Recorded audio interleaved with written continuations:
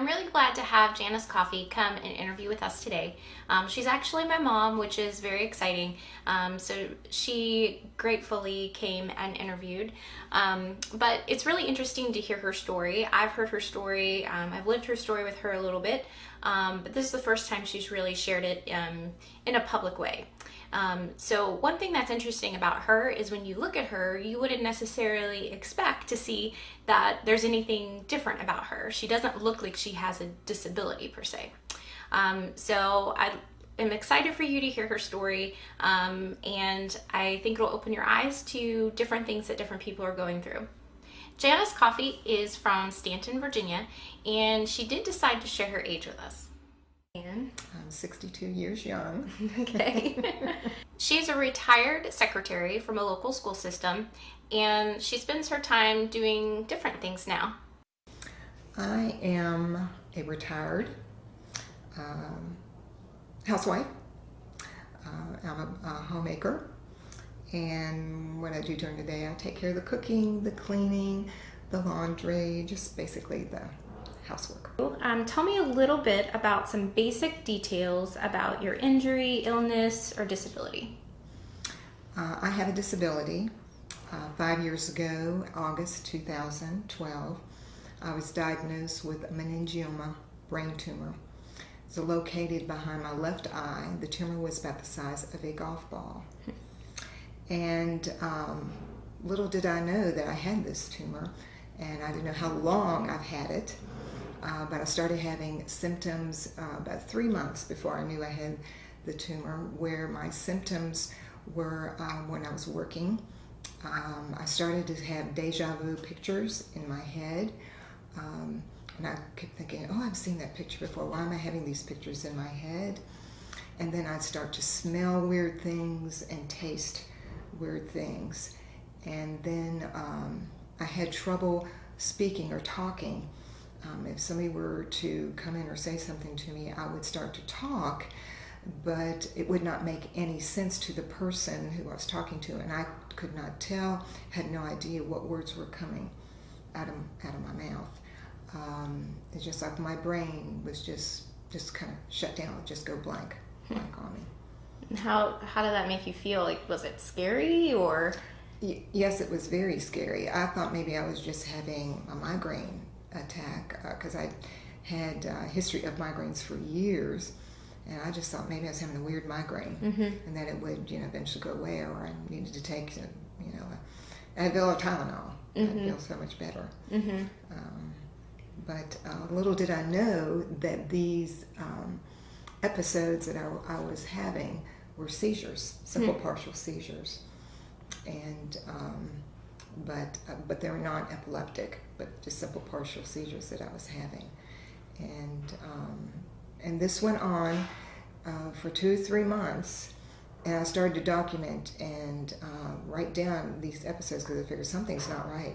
Something's not right. And it wasn't until I went walking with a friend that I had an episode, had a spell. And she started asking me where I had gone to lunch with family and friends, and I started blurting out these words that, that she just said, what are you talking about? It doesn't make sense. And I remember just putting my hand to my head going, something's wrong with my head. And then I'd say, do you smell something weird? And she goes, no. So that was the start. I thought, I need to get to a doctor and find out what's going on. Sure. Yeah. Sure. No, that makes sense. So you said this was about 5 years ago? 5 years ago. 5 years ago. And so you had a surgery, is that right? Had the surgery, and it was invasive surgery, and then after the surgery, it was very successful, but I developed double vision after the surgery, and which lasted a good 6 months to almost a year, and I still have a little bit of double vision when I look to the left or look down when I'm walking. So, but I still have spells from the surgery where I have staring spells. I have them every day. And so what's that like?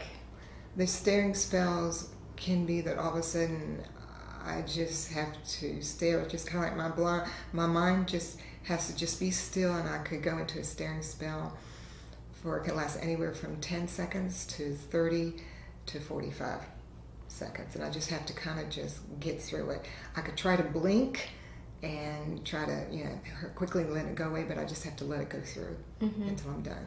Yes. So. And can people from the outside, see that something's going on with you, or is this something that just happens internally? It just happens, and usually when it happens, I'll just mainly just sit still, and if I'm surrounded by people, they probably don't know, unless they're speaking to me, and I might be a little hesitant to respond until I finish with the spell. But they basically sometimes just don't know it's happening. Sure. Yeah. Sure. That makes sense.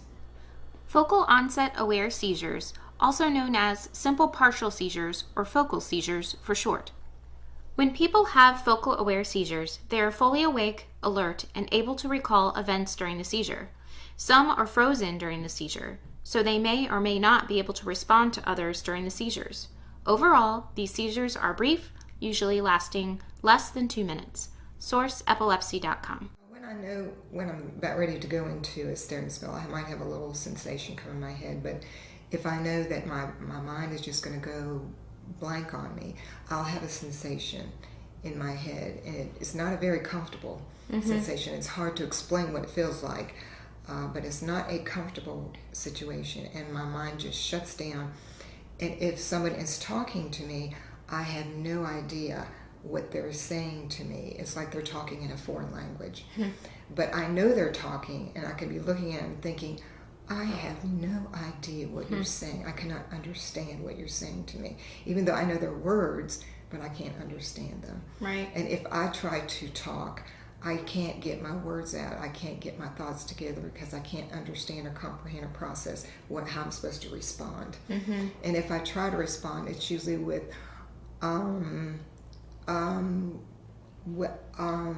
that's a cue. Yeah. So people that know you, I'm guessing kind of you've told them about these things, and so you probably feel more comfortable letting them know I'm having a spell or something like that.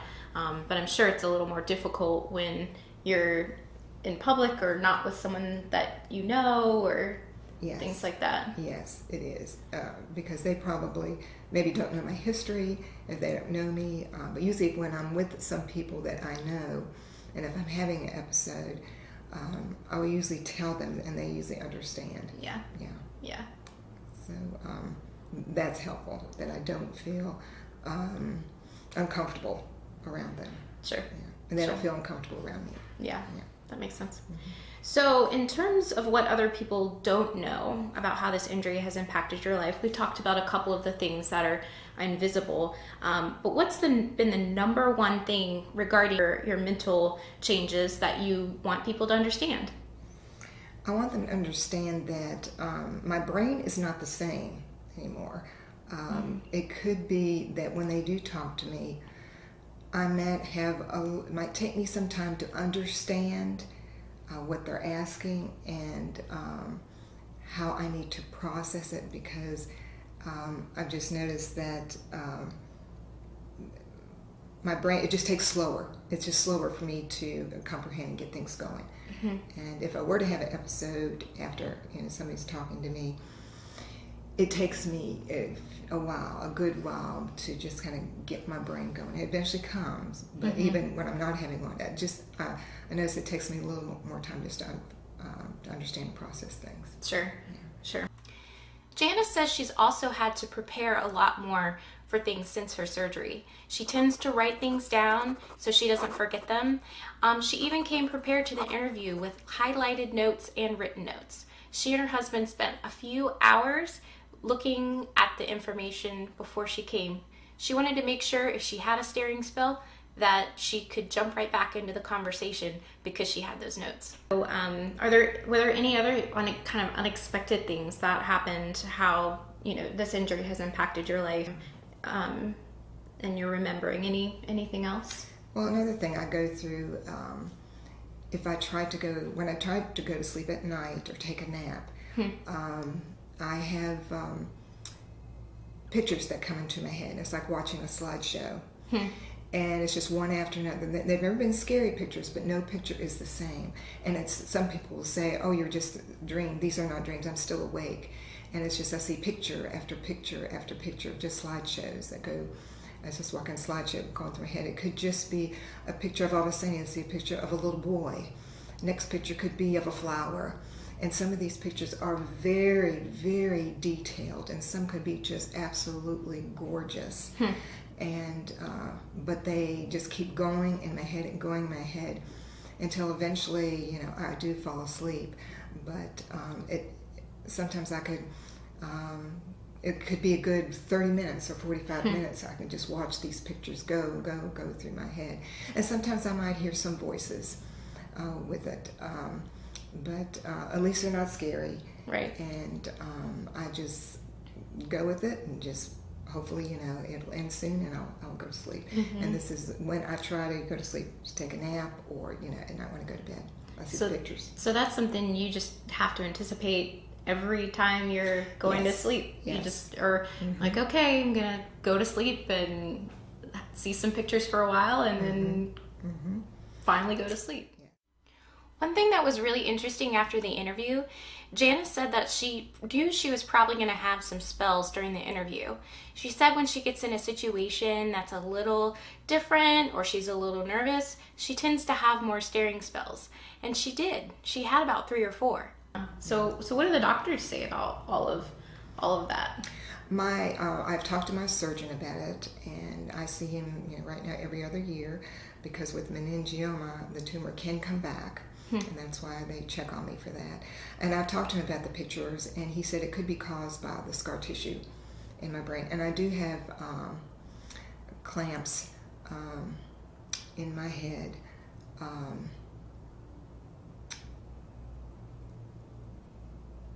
And right now I'm having a little spell. It's okay. We can wait. It's,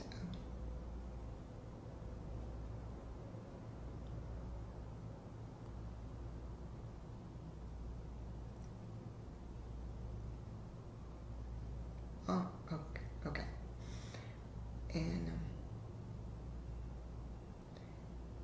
repeat. Okay, Yeah, that's fine. Yeah. So we were just talking about, you had talked to your neurosurgeon about your, all the things that you've been experiencing, your symptoms. And you were talking about different hardware in your head, like clamps. You were talking about clamps. Yeah, and I'm trying to think I've got hooks, clamps, you know, in my head. And he said, and we were talking about pictures in my head, and he did say that it could be caused by scar tissue. Gotcha. Scar tissue. So, yeah. And he said if the scar tissues get to the point where they get too thick, that they'd have to maybe do surgery and to remove it. The scar tissue. Yeah, so that's why I go every 2 years right now, just to make sure the tumor is not forming again, and they just check my progress. Sure. Well, that makes sense. So now that you've heard a little of Mom's story and you've actually seen her go through a spell, I wanted her to talk a little bit about things that she may have done in her home to accommodate for her symptoms after her surgery, as well as talk a little bit about how life has changed in interacting with her community. One thing that my surgeon did tell me after my surgery, that I'd be very sensitive to light, and I'd be very sensitive to loud noises. But one thing we had to do, and is the lighting in my house was not helping out what I needed. I could not see as well. Sometimes it just wasn't the right light, comfortable for my eyes. So we had to change the lighting. Gotcha. And where we put new lighting in our hallway and in the kitchen, where I could dim it when it was too, so it isn't too bright, or just bring it to a certain comfortable setting that was comfortable for my vision. Nice. So you probably went from very simple lighting, maybe something over your sink and maybe over your table. Yes, that was, and it just wasn't doing the trick. Sure. And even when I was up to still go back to cooking, cleaning, I just couldn't see as well. And I told my husband, I said, we need to do something about the light. I just cannot see. And some lights that just were too bright, and I said, if we could dim the lights a little bit or put it in a certain setting that was more comfortable, that. And so did the double vision change kind of how you did any tasks in the home, like cooking, cleaning, or moving around the home? It was more difficult with the double vision. It took me a little bit longer, to do things, and I just knew that it would have to take me a little bit longer to do it, and so I had to compensate that way. And the same thing if I were to go into a staring spell, or my brain would just kind of shut down. I just had to stand there and just wait until it finished. Until it finished. Yeah. So is there anything else in your home that you would want to change to make it easier for you to do things? Yes. Right now in our home we have stairs that go downstairs into our family room, and stairs that go upstairs to the bedroom. And with my double vision, a little bit of double vision I have to be more careful when I go down the steps. And that was one thing that I just need to be more careful with, going down the steps. And I wish at times I didn't have the steps, because I just have to be more cautious. Sure. When I go down the steps. That makes sense. If we didn't have the steps, that would help a little bit better. Right. Yeah. Right. So I'm sure with these spells and seizures and type of things that driving has changed for you. Definitely. Yeah. So talk a little bit about that. Because I have these, I call them these spells, I do not drive anymore. And that was pretty much a given. I could tell right away, because if my brain were to just shut down on me or I go blank, I would not probably recognize the signs. I just would not be familiar with my surroundings. I would just be like, where am I? What am I supposed to do? And so that was the best thing for me to do. Where you live, or do you live close to public transportation? Is it easy for you to get places, or how do you get where you need to go? Right now, I depend on very caring friends and family to get me where I need to go. That's been very, very helpful. And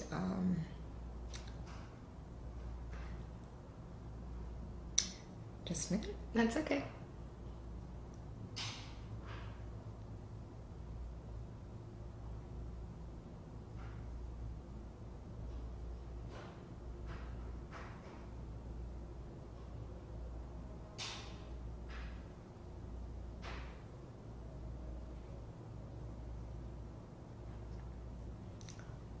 Okay, coming out of a staring spell, but this is what happens That's to me. okay. This is real life.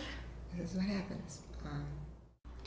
So what's it like from an outside perspective to experience a staring spell with Janice? When it was about to happen, her lip twinged a little bit, and you could tell that she got a little emotional, kind of like she was saying, oh, crap, I can't stop this. I can't stop this from happening. So it's like she went silent and she went into a stare, and then all of a sudden, it's like the gears in her brain would start coming back again. And once I explained the information a little bit more to her, then she was able to come right back into the conversation. So we were just talking about driving. Oh, okay. And we were talking about how you have some really caring friends and family that help you get to where you need to go, and get you to appointments and things like that. Yes, that's been very helpful. So if there was transportation close by to you, do you think that would change the way you move around your community and do things around the community, or? It would, but we don't have that in our community. I mean, there are places where I could just walk out to a certain street, but I have to walk a certain distance to get there and just wait until, maybe transportation would come. But I do not feel comfortable in doing that. So let's talk a little bit about how your brain tumor and your surgery has impacted how you do things in your community for leisure, recreation, social activities. Has any of that changed? Has it remained the same with a little bit of adaptation? Basically, it's still the same, except I always make sure I have someone with me. I like to have someone with me because I never know when I will have a spell, and if I do and I need help and I come out of a spell and I have no clue where I am or what's wrong, I like to make sure I have someone with me to help me if Sure. I need help. Mm-hmm. Need help. But as far as doing the things we still like to do, we do. Yeah. So what sort of things do you like to do for fun in the community, leisure, recreation, any groups that you're a part of?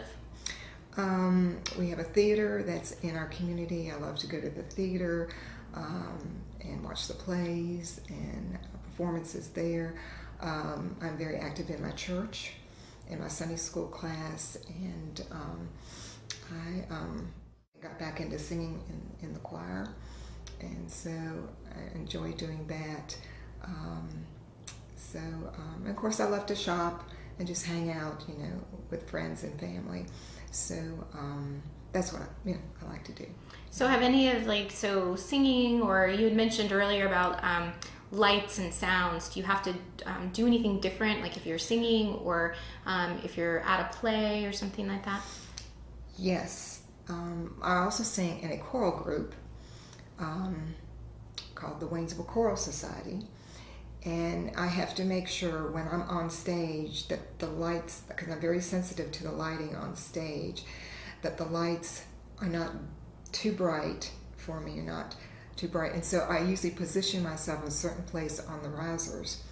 And I have had one episode where I was on stage and performing, and our director was giving some announcements about an upcoming performance, and I had an episode where pictures started coming to my head, and that's usually I usually don't have that. It's usually when I try to take a nap, go to sleep, but I had an episode where pictures were coming into my head, and I kept thinking, what is going on here? Why I'm seeing these pictures? A picture of people walking on a sidewalk going through my head back and forth. And so I was just thankful that where I was positioned on the risers, that if I had to leave the stage, I could do it comfortably, or I had people and the people around me, they know my situation. That's good. That they knew I was having an episode, that I could tell them, or maybe just nudge them with my arm, and they would be willing to help me off stage. Sure. So that's been very helpful that they know my situation. Good. Yeah. Well, it really sounds like even having a community of people around you that really understand what you're going through has been helpful in just the little pieces of your day that just you don't know when these things are going to happen. Absolutely. So I it's don't know. Mm-hmm. And it's just like that. I have the staring spells every day, Mm-hmm. but they have an episode where my mind might just go blank on me and I can't get words out. That isn't as often, but it does happen, where I could have one like last week, but I might not have another one for maybe 3 or 4 weeks or 5 weeks. I just never know when that happens. Sure. And I don't know. And I remember my surgeon telling me that it could be maybe motion or lights or loud noises could trigger it. Like he said, we just never know, if that. Sure. So it became pretty apparent, even after giving up driving, that riding in the car could be difficult. Sometimes the flickering lights can cause spells for her. Even just sitting in front of the TV and watching TV can cause different spells. I'm very sensitive to light, and that way, too, even at night, if I'm riding in a car, the headlights at night, it's like light pollution. It really bothers, at times it bothers my eye. There's no way I could drive with that. And the headlights can be so bright, and sometimes I might have to put my hand up over my eyes because things are so bright. Or if we're in a lot of traffic, and even the lights in the back of a car, the red lights, the parking lights, trying to think of the word, brake lights, when they come on of a car that's in front of us, sometimes that can be so bright to me. Yeah, no, the brain is an interesting thing. Absolutely. So, what is one thing in your community that you would want to change to make it easier for you to participate in some of these things that you've mentioned, things that you enjoy? I wish it was better that I could have access to walk where I'd like to go. I don't have that. I mean, there isn't any sidewalks around where I live, and I don't have easy access to, if I like, oh, I surely would like to go pick up, well, I need some eggs. If I could just walk really quick down to maybe a grocery store. I don't have that, where I'd have to walk a long distance. Right. There just isn't easy access where I can just go out the door and just go down the block and get something real quick. I wish that I could have that in my community. So it's kind of twofold. I mean, it would be helpful to have those things in your community for safety reasons. Yes. to go instead of just walking alongside of the road. Right. Yeah. And then two, I mean, it's you mentioned wanting people that you know around you, so it's kind of a twofold thing. If you felt comfortable in walking that short distance by yourself, you would be able to do it, but you still wouldn't be able to do it because the sidewalks and things like that. You had mentioned carrying a flashlight with you. What are the reasons for that? Because when I'm walking, especially when I look down, it's just like I have trouble going, I have to watch my steps because of the double vision a little bit in my left eye. And so I carry a flashlight to make sure I am seeing it as well as I can, especially in the dark, so I don't stumble or fall. So what advice do you have for someone who's interacting with you or your family for the first time, and maybe they're curious about you? They maybe knew you had a brain tumor, and I would say, don't be afraid to ask me. Don't be afraid to communicate with me and just say, hey, I understand such and such happened. Just ask, and I'll be glad to give you, have a nice conversation with you. You get to know me better. Sure. And then I get to know them better. Yeah. Yeah, and that might make them more comfortable around me, and I feel comfortable around them. And you never know when I might meet up with them again, and everything will be very nice. Yeah. Yeah.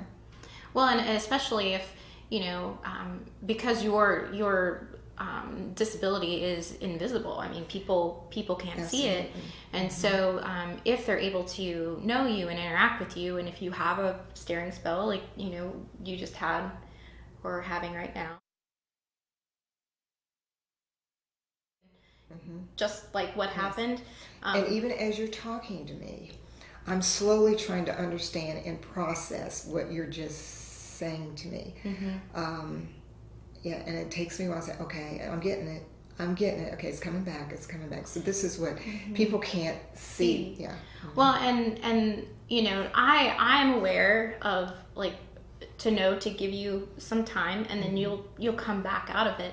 But I could see where it would be difficult, especially if you're maybe in a line at Chipotle or somewhere trying to give your order, and this happens, and the person on the other side is like, hello, yes. Give me, yeah. This has happened to me when I was paying for something at CVS, and I was paying for it by my debit card and inserting it, and this happened to me one time where I put it in and I went into a spell, and my car is sitting in there, and the lady behind the counter is saying, okay, you want to put in your code there? And I'm sitting there looking at it like, give me a minute here, and I'll understand what I need to do. And my mind just kind of yeah. And then eventually it comes to me. It took me a while, but yeah. And it's hard for people to understand what I'm going through because they can't see. Sure. Yeah. No. Feel what I'm feeling. Right. In my head. Right. Yeah. No, that makes sense. So do you have any advice for businesses or community organizations for making things more welcoming for you and your family? I mean, kind of that example kind of maybe lead it into that question. But I do, yes. And I can tell right away when I go into a business how welcoming they're going to make me feel. Whether or right away just friendly,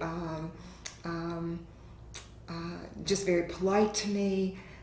That they're there, they have an interest in me, and that they want to help me in anywhere, and they are going to be accommodating.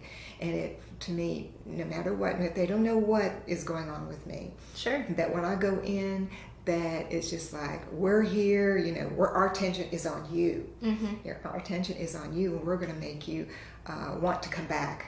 Sure. And so that is very important to me when I go into a business or with any organization, that I feel comfortable and that they want me there, that I'm a positive as well as they're going to be a positive to me. Sure.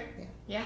That's what I feel like that's what they are there for. And they want people to come back. And I will if they, if they're nice. Yes, if they're nice, yes. That makes sense. Let's see. Does your disability impact relationships with others in any way? I have some very close friends that are very accommodating, and they have been such a blessing in my life that they are there for me no matter what. And I want them to know that I'm there for them too. But if they say, oh, if you need a ride or you want us to pick you up, we are there. You just call and we are there. So that has really been a very nice impact to me, that I want. That I have friends that I can count on, that if I am in some relations where they're just like, oh, Janice doesn't drive, or Janice has a little, this funny thing going on, then I know that, that can make them uncomfortable, and if that makes them uncomfortable, fine. I don't want to make them uncomfortable, but I have some, really wonderful friends that, I look at this as my disability is, there have been positives to it, as well. There really has. Yeah, it has, and it's pretty life-changing. I mean, it changed a lot in your life, and to be able to be able to still see a positive side in that after seemingly so many negatives or things that could have been worse. But it sounds like the community you have and family you have, it's okay.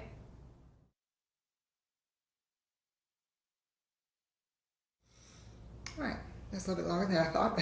Ooh, that's okay. Yep. We can still take a minute. Yep.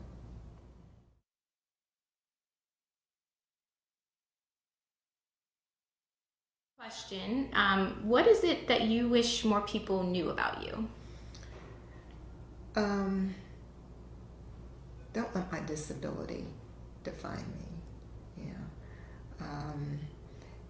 And my husband seems to think maybe I'm more spiritual because of this. And I think I am too, because I look back before I knew this was coming on, that there were a chain of events that were happening in my life, that the Lord was preparing me for this through my surroundings, people that were being put in my life, and now since I've had the surgery, what I've had to go through, I've really leaned more on God showing me the way, like I said, and putting certain people in my path now and helping me how to adjust better to my disability. And whereas I try to keep the Lord in my life every day, because he's getting me through it, and he's carrying me every step of the way. Yeah, so I wish people know that I maybe am more spiritual, but my disability, I don't want it to define me. Sure. I just still want to carry on, and the way the Lord is leading me to. Yeah. Great. Well, thank you for chatting with me. Well, thank you. I enjoyed chatting with you too.